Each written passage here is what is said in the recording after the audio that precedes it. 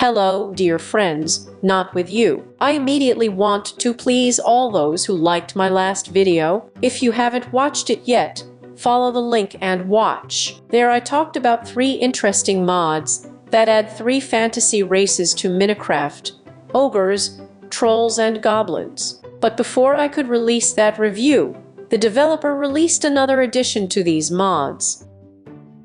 It is called Kobolds Community. Like the previous mods from this series, this mod is also only suitable for the Minecraft version 1.16.5, but fans of the latest versions do not worry.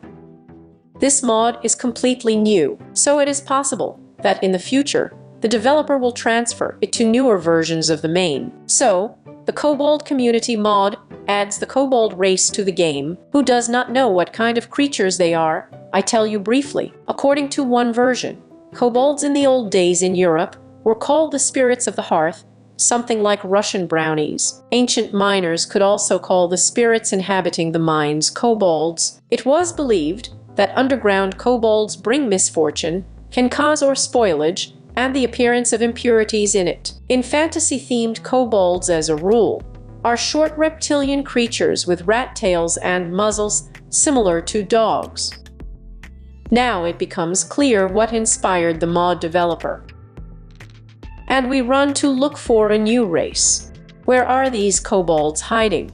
As expected, kobolds are underground inhabitants, so they build their homes away from prying eyes. But it's not that hard to find them. The main thing is to look carefully. Running around the world, you are sure to stumble upon passages leading down. Sometimes these passages are high stone pillars sticking out of the ground, and inside them there are stairs leading down. Inside, the lair of the kobolds is very comfortably equipped. There are several wooden tiers on which cots and chests are located. There is also a campfire and beds, and a tree grows in the middle of the dwelling. There is lighting in the form of lanterns, so we can say that the kobolds have settled down very well here. You are unlikely to find anything very valuable in the chests. As a rule, there is different food, plant seeds, cobblestones, and coal. There are several kobolds in the dwelling itself. They are, let's face it, quite short, in other words, small, and covered with colored scales. There are kobolds of 7 different colors: blue, green, magenta, red, gray, brown, and light green. Kobolds are neutral to the player, and they have 15 hearts of life.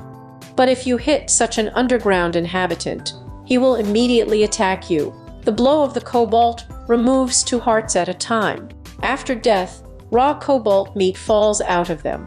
It can be fried. After eating such a piece of fried meat, you will quench the needles for 3.5 bones, and only 2 raw ones. At the same time, the effect of slowing down the 3rd level for a few seconds will be superimposed on you. You can trade with kobolds. To do this, right-click on any kobold.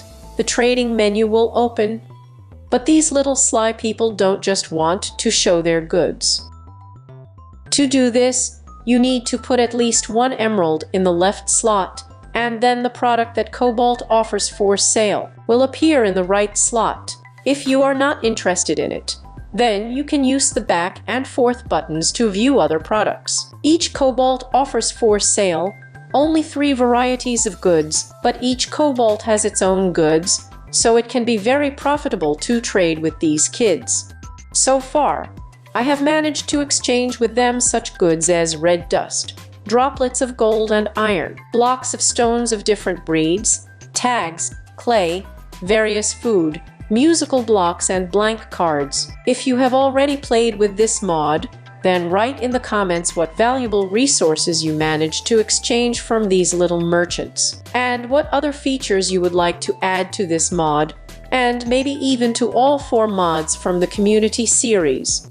I will definitely pass on the most interesting idea to the developer. Last time, some of you complained about the Imbova stereograph, and I passed this complaint in good faith. To this, the developer replied that the loot in the chest is not much better than it comes across in ordinary vanilla villages, but he will make the echograph itself more difficult to kill. Well, that's probably all. Although the mod is small, well, I think it can fit very well into any fantasy assembly, and it also seemed to me that when creating ogres, trolls, goblins, and kobolds, the author was inspired by the Warcraft universe. Or maybe it seemed to me. If anything, correct me. Well, I hope you liked my review. Don't forget to put your finger up, subscribe if you haven't signed up yet, and see you again, dear friends. Bye-bye.